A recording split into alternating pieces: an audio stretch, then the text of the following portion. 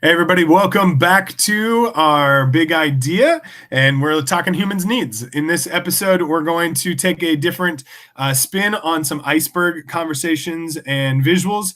We're going to talk about how different ways of student needs not being met can show up in your classroom and how to address those. And Dave's going to leave us with some data and challenge us to, fight the system.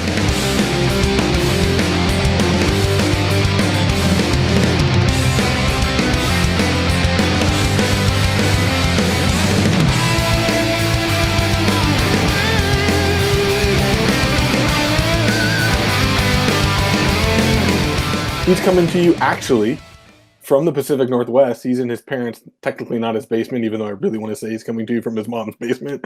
Coming to you from his parents' house up in Seattle, where he's visiting his family for a little bit. Our great teacher with all that energy does not have to deal with the 4 golden retrievers today, although I bet his parents have a few that he's dealing with as well. Great math teacher, great guy, my best friend, T. Free. What's up, everybody? Yes, I will claim this as my parents' basement right now. I'm in the 1-bedroom cottage up like 12 steps that way that's detached, but currently down in my dad's office. So welcome to the chaos I was born into. And Dave's coming to you also from the PNW, but a little, 300 miles south of me in Portland. All right, yeah. Yeah, he's got 11 years of social studies, middle school and high school, and 20 years of coaching with that whistle around his neck. My best bud, Dave Kilpatrick-White.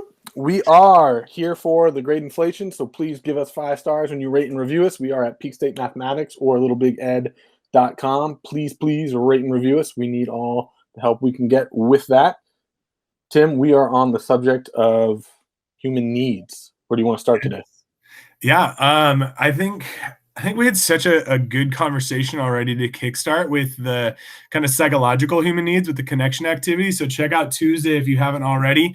And we're going to build off of that into today with some different iceberg conversations. And I'm excited because this is something I've done with Challenge Day. And you had a really cool, unique kind of like presentation to it. And we might even attach the slide you had shown me earlier today. So get us kicked with that. Yeah, I think we'll definitely make that this iceberg thing available to you all. I will start by saying hey, we've all heard the iceberg thing a million times. I'm sure many of us roll our eyes at this point when we hear it. And so I was really gratified when I was going into a new PLC that's only 3 weeks into it this year, where we're really taking a hardcore look at our data for on track to graduate for our 9th graders and looking at all the different subdivisions of our 9th graders. And one of the first things that we shared with as we were working with this district person who was leading us through the protocols was this iceberg image. And I know you guys can't see it, so I'm just going to give you a brief description of it. I'm kind of a visual person, but I'll do my best. So we all know that idea of the iceberg is that you can only see 10% is above the surface and the big piece is underneath. And so they took the iceberg and really talked about how academic behaviors and academic performance are the part that we see.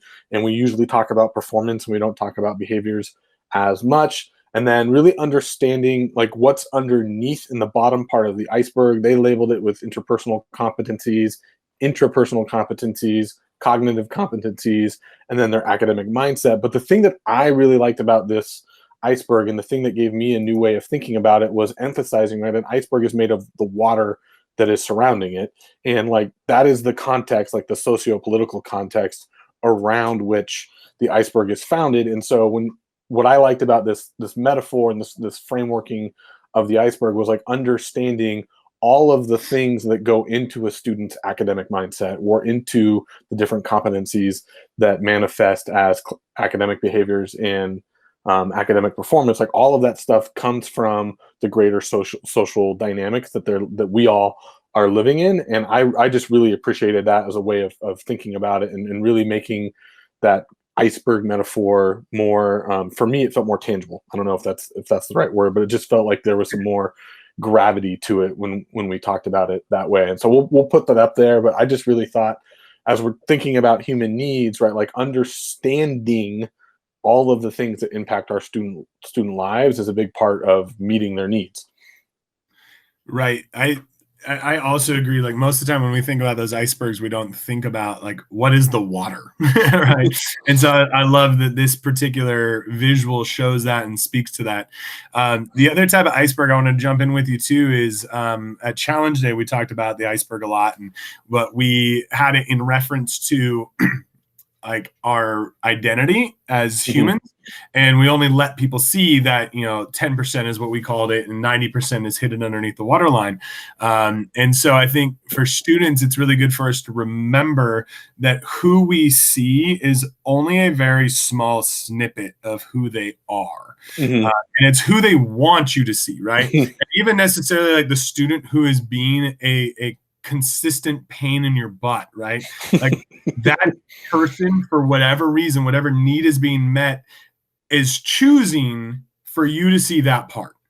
And remember that if you can get underneath their waterline, like, and you can go see the rest of them, that's where like that true connection is going to really happen with that student and with all of your students. And so, the more you can throw on like your scuba diving gear and like get down in the water and go get to know the rest, I think the better. And know that in that identity discovery, right, especially middle school and high school, they're going to try on a different 10% all the time. So you can even like, I hear these stories all the time, right? Like, oh, like, so-and-so is just an angel in my class. You're like, they won't do anything in my class. And it's like, they're literally showing a different 10% of who they are in two different classrooms, maybe because of this other student makeup in that class. Absolutely. Or because of a different experience with that teacher, or a number of different reasons, right? Or the time subject of day, material, time of day. Yeah. So knowing that can circulate also, I think, is very important. And I like that in one of those iceberg kind of concepts. Well, yeah, and I think the other thing about that, we joked about it last week. I think we were talking about like 8th graders changing 400 times a day or 5,000 times a year, right? Like that's that same idea of like kind of trying on, like figuring out where I fit in and which of these parts of my personality are going to meet my needs as well, right? Because like there's a need that's trying to be met there. And when you were talking about that kid who is like, I think the word you used was being a pain in the butt or like just being a knucklehead.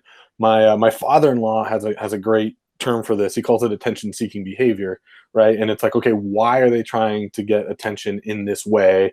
And it could be any number of things, right? Like sometimes it's I don't feel confident in this subject area, so I'm going to distract from the fact that I don't feel like I can be academically successful here and cover that up in this way. Sometimes it might literally be I don't get enough love or support or whatever in my home life or in my family life, and so I'm seeking attention, and I don't know how else to get it other than to act out in this way, right? This is the only time when I feel that human connection is to like act out and kind of force you to pay attention to me.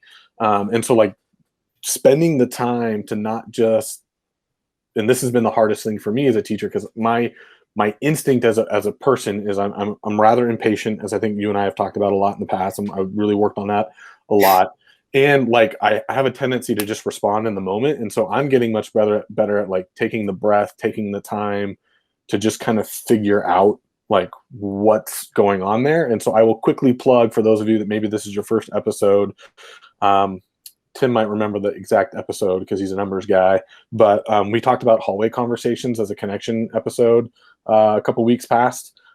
So for those of you who are trying to figure out like, how do I not like squash the behavior and like risk damaging the relationship before I get to understand what's the thought process behind what the student is showing me right now, the hallway conversations are where you do that.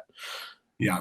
And I'll also encourage you to go back and check out the deep breathing one as well. If you are in a moment where you need to practice some patience and restraint before you just react in moments. So I appreciate you speaking to the taking a breath as well.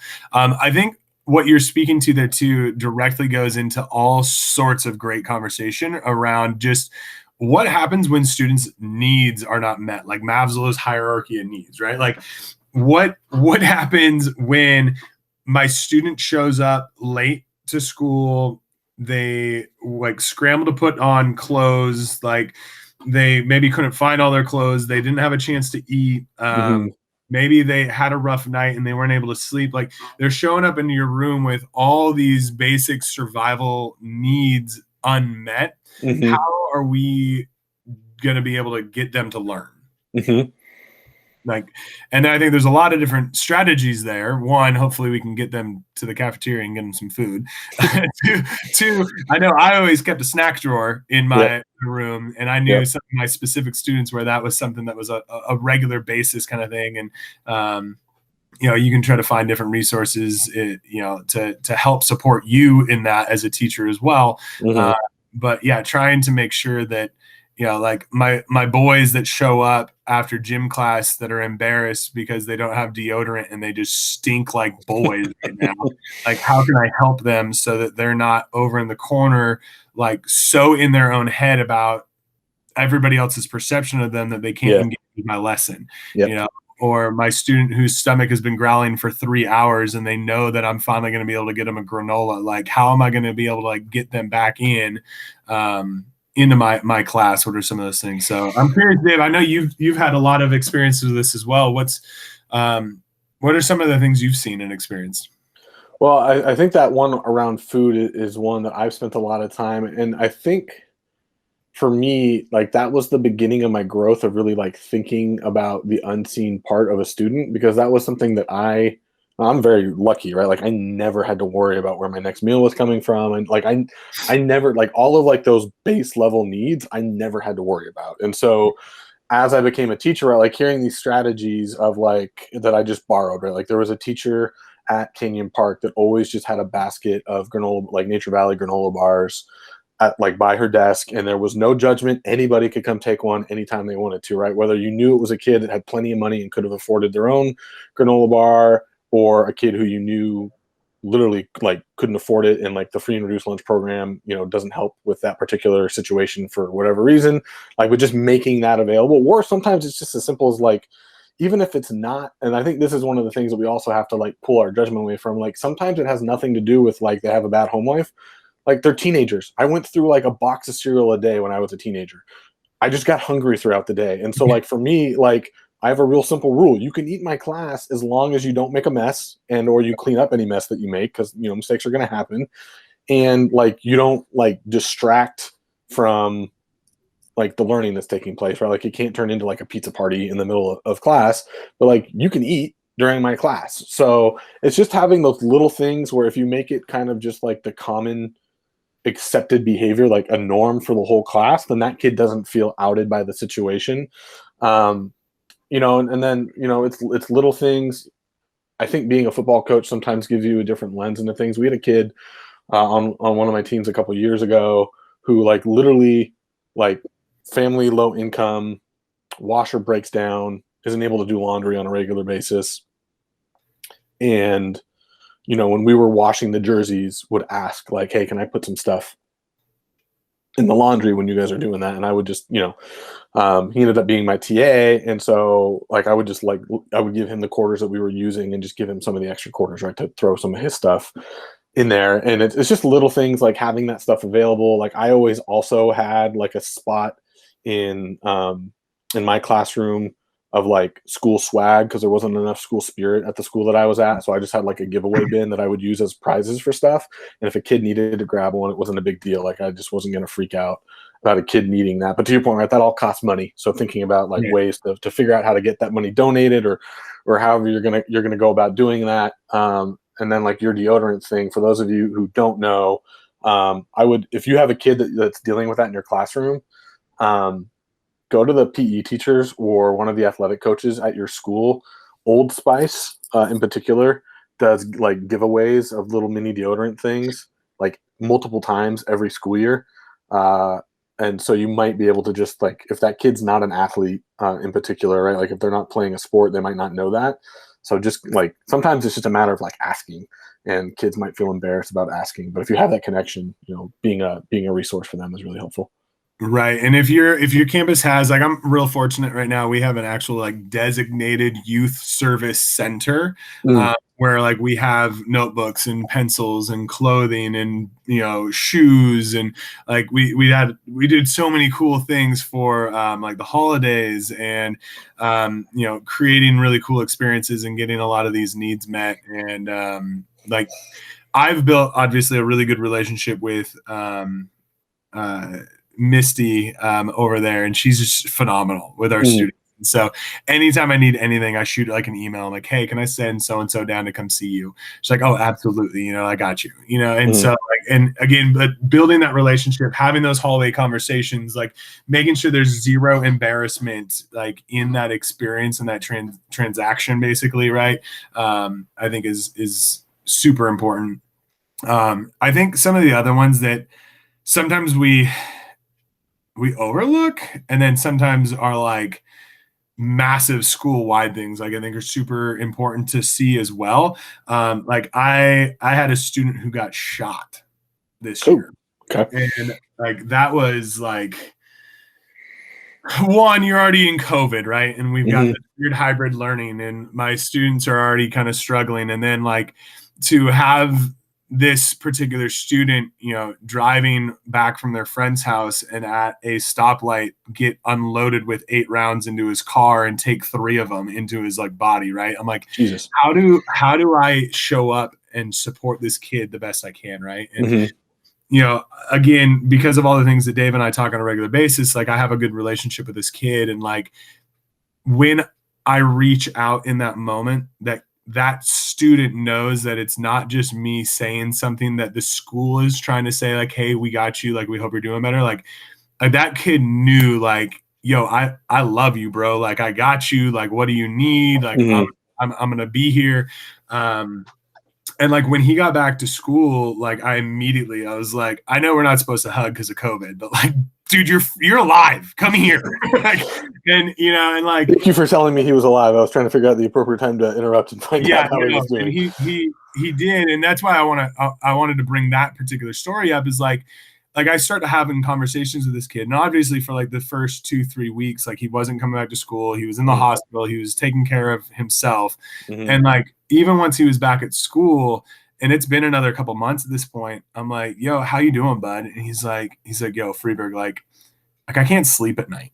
Like I when I close my eyes, like things flash, it's like the world's terrifying in this moment. And you and I have spoken to like this idea of like fear-based living. Like I've never come even remotely close to that kind of an experience. Like when I've been in a car accident, like I don't want to get into a car for the next month, right? Like I can't imagine like what our brains are capable of creating, right, in any given moment. And for that student to then have all of his needs shattered because of a life experience that he was not in control of. And then obviously we speak about like, we are in control of what we focus on and think about, but like that takes so much training. And for a lot of us, that's not something that is taught on a regular basis of like how to shift our focus and shift our thoughts. It's like the best I can do is just remind him on a constant basis that like he survived. He's got an opportunity to keep growing and learning. And like, no matter what that looks like, I'm not going to let you fail, and I'm not going to leave you. Like, and so I think that comes back to our relationship stuff, like understanding that particular student's need. And I know that was kind of an extreme experience, but unfortunately not as extreme as we would like it to be, but yeah.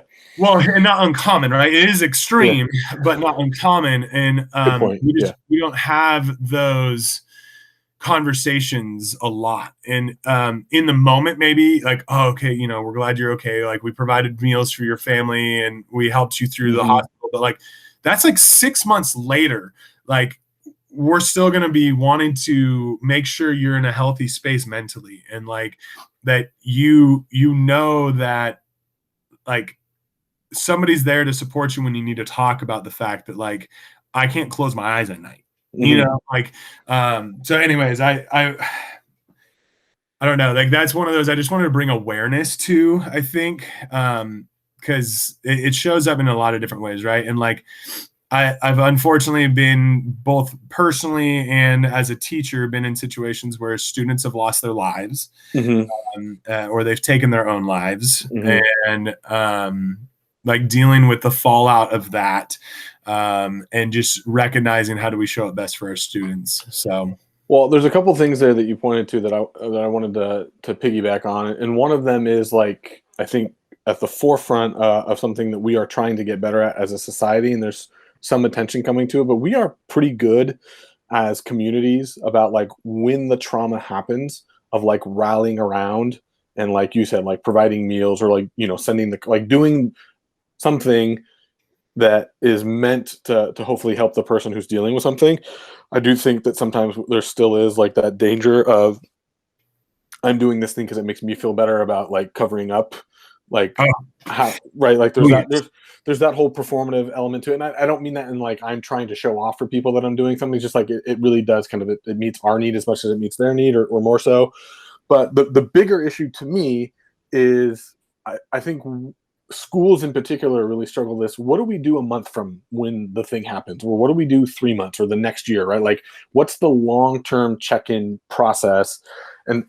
And the thing that I really liked about what you talked about with your specific case for this kid, like first of all, the fact that you checked in 6 months later is great, and we're able to have that conversation about what he was dealing with. But the idea that sometimes what I hear students talking about, or what I've witnessed personally, is the conversation is still technically an academic conversation. It's like, hey, I know this thing happened to you. Let's come up with a plan for how to make up the work, right? Like, and when you pivot to that so quickly, you're communicating something to your student. You're communicating something to that person if it's about productivity immediately. And I think so for me, it's like I talked about normalizing all of those different things with not having food or whatever, like not making the kid feel outed about that situation. But then the second element to that is like letting the kid know that like I'm going to be here for you, and be available for you to get through the learning journey when you're ready to start the journey. But I'm not going to push you into the journey, and I'll obviously try and be here as a support for helping that journey get started. But like right, ultimately, some people may disagree with this, but like as a teacher, it's not really our place because it's not our expertise, right? Like I'm firmly aware that I don't have a psychology degree. I'm not a counselor. So it's literally, it's not my job because I don't want it to be. It's not my job because I don't have the knowledge background to help a kid get to the point where they're ready to start taking those next steps. But I do have the ability to, in my classroom, to just let them have that opportunity to kind of be a kid for a little bit, and at least get the social emotional part of the journey of being a student started. absolutely. And I would piggyback or challenge, I guess. I yes, we're not medical psychologists, but Mm-hmm. we are all practical psychologists. And I think where that ties in is we need to be able to help with the social emotional learning. We need to be aware of the human needs. We need to be aware of the moment the student is in Mm-hmm. and make that moment right. You Mm-hmm. know, like whatever you're feeling is right, and I I'm gonna help you. So Mm-hmm. And then I think to like the point of like the education piece and or being the teacher piece, like remember, and why this is important, right, is like you're going to get frustrated too if you are feeling like it's your job to teach this kid geometry today because they're just not ready, right? And whether it's I can't sleep, I mean, you're like you said, your example is extreme, but like I had a student this year who was dealing with insomnia, and I don't know what the ultimate diagnosis was for why they were dealing with insomnia, but just like recognizing like, okay, I've been through nights where I've had a hard time sleeping, and I know I'm not functioning at my best the next day. Think about like not getting enough sleep or getting no sleep for multiple days in a row or weeks on end, and then expecting that person to like perform at a normal level. I think some of it is just like recognizing that, hey, if this need isn't being met, then it's not going to be possible for this person to move through to the learning process, and just being there for that, and um, knowing that every kid's response to that is going to be different too, right? Like that's the other thing that I'm trying to get much better at, is knowing that like one kid's reaction to trauma is going to be to like focus even harder on school and like use school as the distraction, and like to, or like they have like that sense of like, I'm gonna, like, I can handle this. I can do this. And other kids like need to sit with it for a while, and it's gonna take them. It's like a concussion, right? Like some kids get a concussion and they're out for a month. Other kids get a concussion and they're back to playing their sport in a week, right? It's just like everybody's body is different and everybody's brain, all of that stuff is different, and they're gonna handle it differently. Right.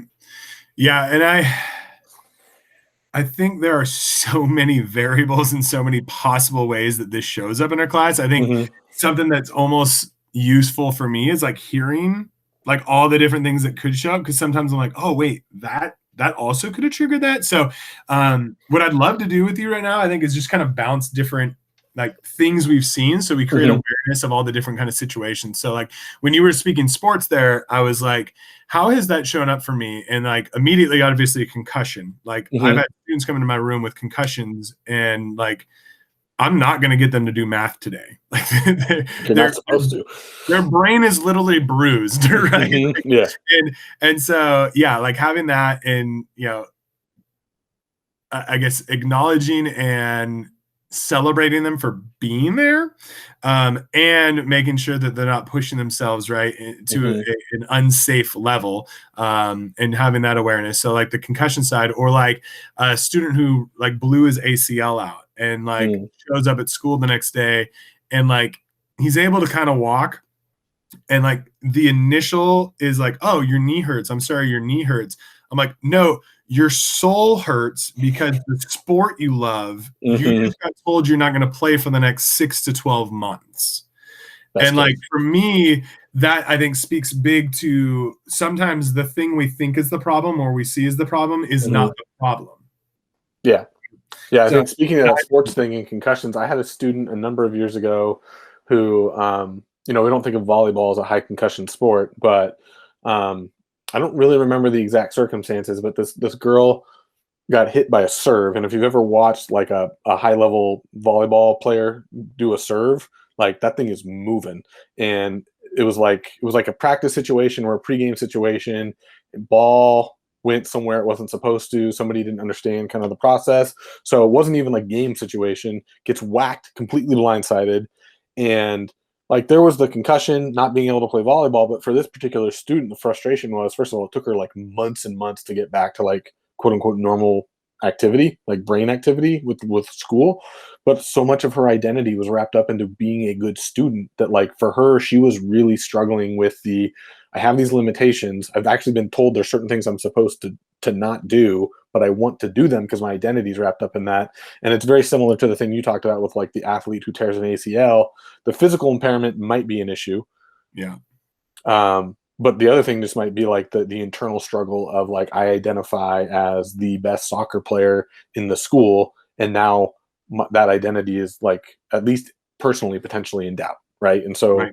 handling that that's a really good example of a story. I'm trying to think of like a really good example of like the flip side of that. We've talked a couple times about like the thing happening and taking away. I do have a positive example, and it's going to be sports again. We had a player at our school a couple of years ago that had not been academically eligible to play. So it's his ninth grade season. He was the best player on the team for football. It was before I had gotten to the school. Sophomore year, junior year, not able to play because of academics. But junior year, like we sat down, got him dialed in as best we possibly could, got him academically eligible. So first of all, like the athletics like created the motivation to get academically eligible, right? So like continue to say that like sports are co-curricular, sports are hugely important to the academic experience. Not every kid takes history because they love history, right? So like having that, like just reminding everybody that yes, I'm a coach, but I am biased, but like sports play a role. And then while he was a player, right, like we could move the needle with him on, hey, like I need you, like we kept pushing him further and further. Like it went from being on the team to being one of the best players on the team again to being a leader on the team, and like using his athletic ability in the way that people looked at him because of his athletic ability to have like a leadership role, which, you know, there were some failures with that and some successes, but you could see everything in his life changing as he was starting to see himself through a different lens of success and being able to do the things that he felt comfortable doing.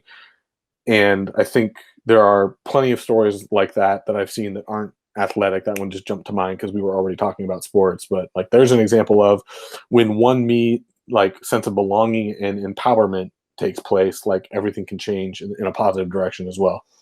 Right. And if we can see that, you know, like I had a student, we'll switch away from sports for a moment, Mm-hmm. who, you know, got the lead role in the play that they've been working really hard for.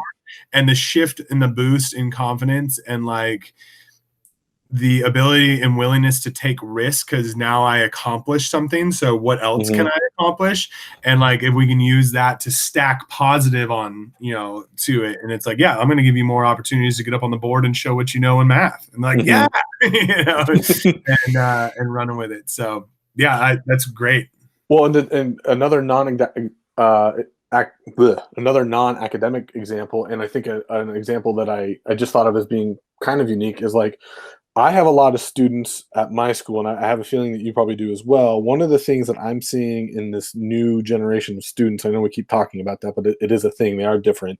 Um, is like an unwillingness to take risk, right? Like there's an academic safe space, and what I'm actually finding with my students, to give you the long version of the story, is right, like when I used to offer choice on how to communicate learning, whether it was making a movie trailer, doing a poem, doing artwork, or like doing an essay, nobody used to, like when I first started teaching my first 5 or 6 years, nobody chose the essay. It was Right. like maybe like out of 20, if I had a class of like 30 students, maybe 4 kids would choose the essay, right? And everybody else would choose something else, and kids would spitball ideas at me of like different ways to show what they like. This is my strength, I want to do it this way, and I would usually find a way to make that work.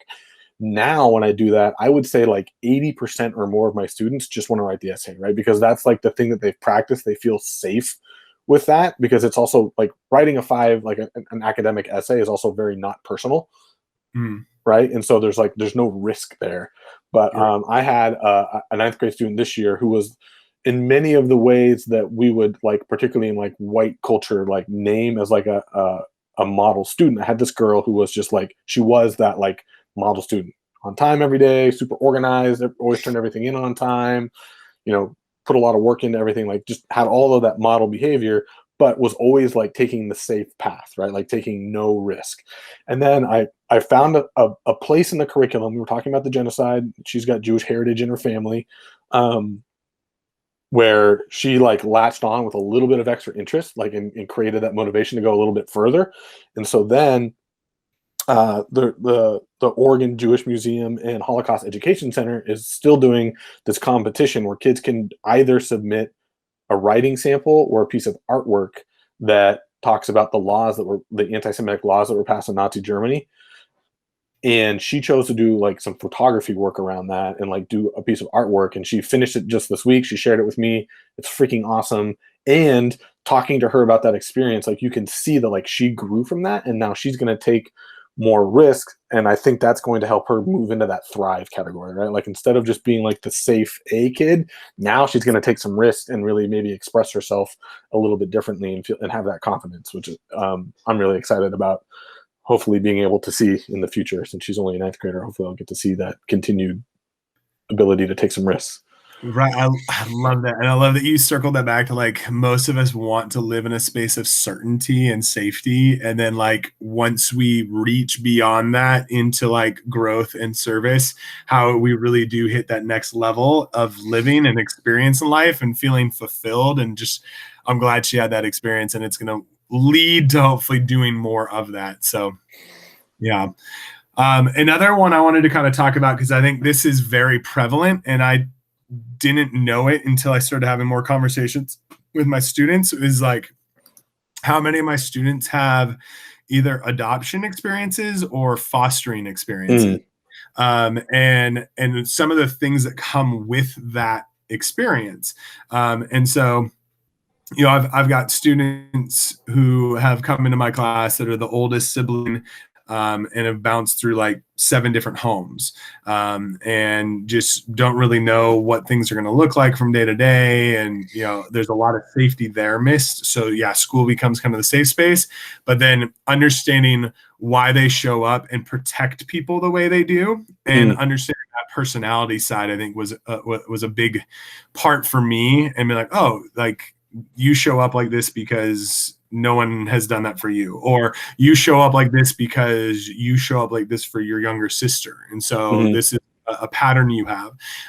Or I've had students who were adopted by their foster family, and then their biological mom like got out of jail or cleaned up or whatever, and wanted to be back in their life, and they were excited about it. And then 2 months later, mom starts falling off the deep end again. And so like the spiral of emotions that has ripped, the student from something that finally started to feel safe to, oh wait, I can bring back hopefully this ounce of hope of rekindling with my mom, to, oh my gosh, now I don't have safety anymore. And like seeing how that's shown up in the classroom, and the weeks where they'll show up and do their work, and the weeks where they'll show up and just put headphones in, and like being able to know how to navigate those conversations and when to push and when to back off. And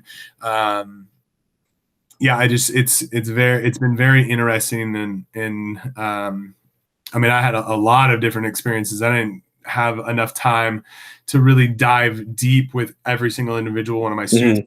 At Mazik Middle School, like, incarceration, single parents, different deaths in the family, fostering, adoption, living on the streets, like all of that was prevalent. And I was like, oh, how does that play out? And how has that shaped the atmosphere of the whole school, let alone the individual students? So yeah, absolutely. Yeah, I've got a similar story to that. We had a kid last year who was both on my football team and in my my 9th grade classes, who was in foster care, eventually got adopted by his foster parents. And like going back to that idea of oneness and that sense of belonging and love, like he wasn't getting that from his family. And not that his adoptive parents are great people. They really were like making the full effort to show up for him in that way. But I've not lived through that experience, but I don't think it's unique for a foster kid or an adoptive kid to not necessarily feel that connection to their family, or as they get older and they realize that they're different in some way, shape, or form, to struggle with that. And we saw that, like the double spin that can come out of bio parents being reintroduced, right? Like there was the moment of like the euphoria and wanting to drop everything to focus on spending time with these people that you kind of like understand, like legitimately we've lost years together. And like, so there's like a sense of like, this thing just rocketed to the top of my priority list, and that's the only thing I care about right now. And being able to be totally understanding of that, and also like kind of again talking about yes, and like, yes, that's a priority, and we still have to keep doing the things that we need to keep doing. And then like the frustration that comes with seeing a kid, and I still have not. So to our listeners out there, man, if you're going to rate and subscribe, also like if you have any advice in this arena, like watching the situation from afar and being able to see exactly how it's going to play out and not being able to do anything about it. Cause like in this kid's case, like both foster or both bio parents had some negative stuff in their backgrounds. I don't want to stereotype or stigmatize anything, but like had some bad stuff in their backgrounds, and that behavior restarted when they came back. And the kid, I almost said his name on accident there, that's why I paused, was like starting to get into that behavior, and went from being a kid who had a sense of belonging. He wasn't thriving. Like I like, let's be honest, like he was not thriving, but he was doing okay. And he was like on an upward trajectory, to literally the bottom falling out, and just like forget not doing schoolwork, like not coming to school, not coming to practice, ignoring friends who were reaching out to him that wanted him to like, who were trying to reconnect with him to try and pull him back into the fold, and just completely ignoring all of that. And you could kind of see it coming, and just like everybody in the school knew it, like counselors, the school psych person, like we all were watching it and like saying this is about to happen, and not being able to do anything. And I think to me, sometimes that's the hardest part of the job, is knowing like at some point there's like a limit to my locus of control, and just knowing that the only thing I can do to kind of make that situation okay for myself, and hopefully okay for him at some point, is to stay ready when he comes back, when he's ready to re-enter, to not hold judgment for the decisions that he made, because he's 13 and 14 and they make bad decisions when they're that age. They are definitely not risk averse from a brain standpoint, even though I just talked about how it seems like this generation is more risk averse. And so like when he's ready to come back, I'll be there and I'll be ready for him, and I'm not going to harp on him or make it a thing about like the choices that he did make, right? Like, just, we're here, we're back, and we're going to keep moving. Right. No, I think that's so important. So thanks for coming back to that. And I think the last thing I want to kind of throw on this mix, because when you started speaking about that and like the idea of this awareness and not stigmatizing things, and the more we know, the more we can connect almost and emphasize, or like have some empathy and like try to put ourselves in other people's shoes. Like I do want to speak to, one, the amount of privilege I have. And I know you have done a good job of continuously speaking to that. And I think you do such a phenomenal job with your students. And my own personal growth journey began when I recognized how much privilege I had, and how, like, not to latch on to like the one or two things that maybe have gone wrong in my life, but latch on to all the things that have gone right just because of who I am and the situation I got born into. And so the more I was able to get beyond my own experience and learn and have communications, the more I was able to be prepared for the next conversation. So when a student goes through something, I am always ready and I will never give up. And I can say, hey, do you want to talk about it? And I can be a listening space. And again, I don't need to have answers. I just need them to know I care. Yep. So, all right, folks, quick interruption to plug a couple of new things that are in the Teacher Vault at littlebiged.com. Tim did share with us that great form that he created. There's even a video tutorial that walks you through how to set that up with your students, how your students can fill that out, and how to make that a powerful tool for your teaching at the beginning of the school year. Or if you want to get started with that, maybe you're returning to in-person instruction, and now would be a good time to kind of check back in with your students. And then I have also shared the Iceberg that I talked about with the socio-political dynamics and all of that information there. So again, littlebiged.com is where you can find all that stuff. Now, back to story time. Well, if you're okay with it, I'm going to use that as our transition into story time, because that kind of connection of like understanding our privilege and trying to examine that is kind of where I was thinking I might go with story time today. Is that cool with you? Absolutely. Go. So I feel like, in a sense, this whole episode in a way has been like little miniature story time.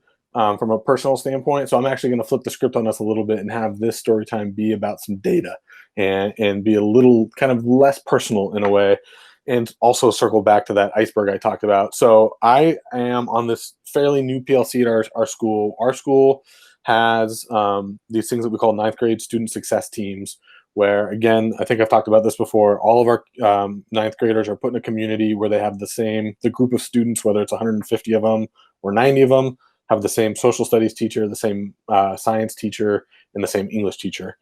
We couldn't do math because math is the only thing in our school that's proficiency based, right? So if kids are ready, they move up at a different pace than they do through all the other topics. So we couldn't match that.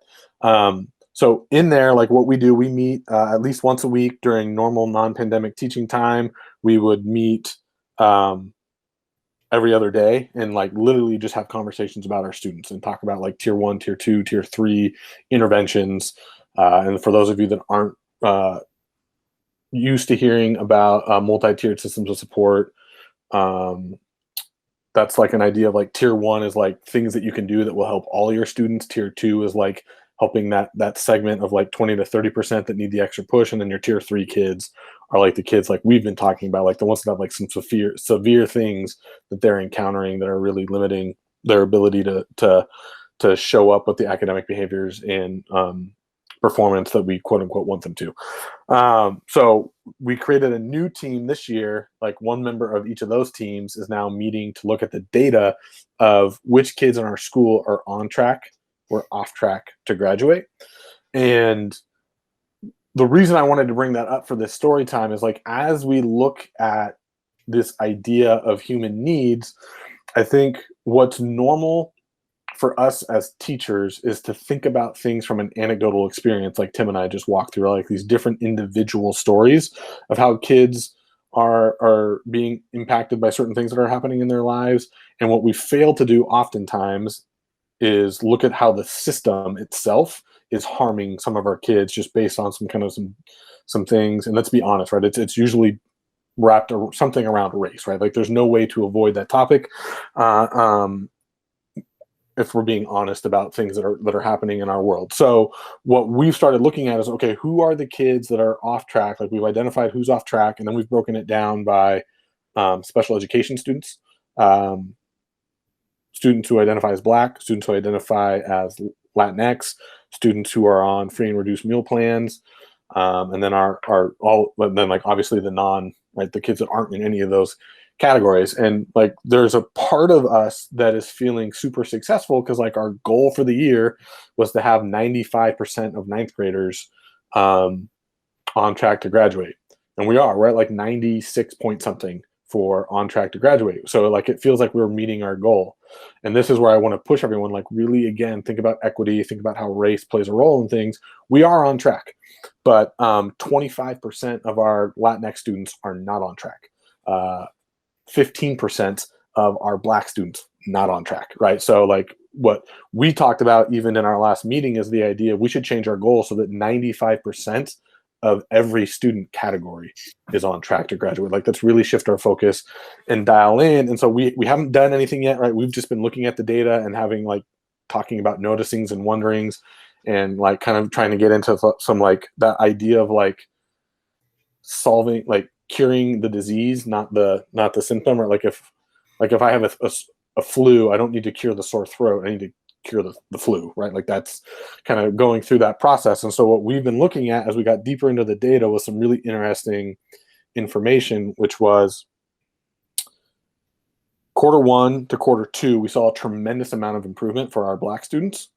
But for our Hispanic students, we saw no change at all, right? They just flatlined so they actually started out in a better place than our Black students did, but they showed no improvement from Q1 to Q2, and now we're midway through Q3, and they're still in the same place. We have not created any movement with that group of students. So of our roughly 5% of students who are not on track to graduate, almost all, so there's like, I think the total number was like 35, 21 are Hispanic or Latinx, right? So like we are clearly failing a particular subset of our population. So like the questions that arose for me out of that were like, what interventions did our Black students get that were successful?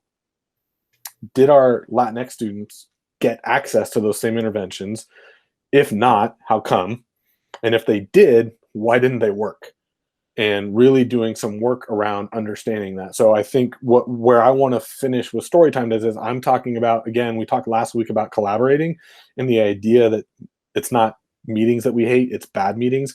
This is one of these meetings that, even though it's literally during my lunchtime, I really enjoy because we are really focusing on how the system is impacting our kids in a negative way. And I think that's one thing that we all need to push ourselves on. We keep talking about these ideas of race and how it plays out in our country, but if we really want to solve the problem, we have to address the system, because if we just take care of the single anecdote story of a kid getting shot, or a kid who's dealing with homeless or housing issues, or a kid who's dealing with food security, right? Those are singular issues, and we're not addressing the system that puts those things in place. And so that would be my challenge for all of our listeners from our story time, is to really think through how the system of your school and or the wider education system is contributing to large groups of our students having these issues that are continuing to be unresolved.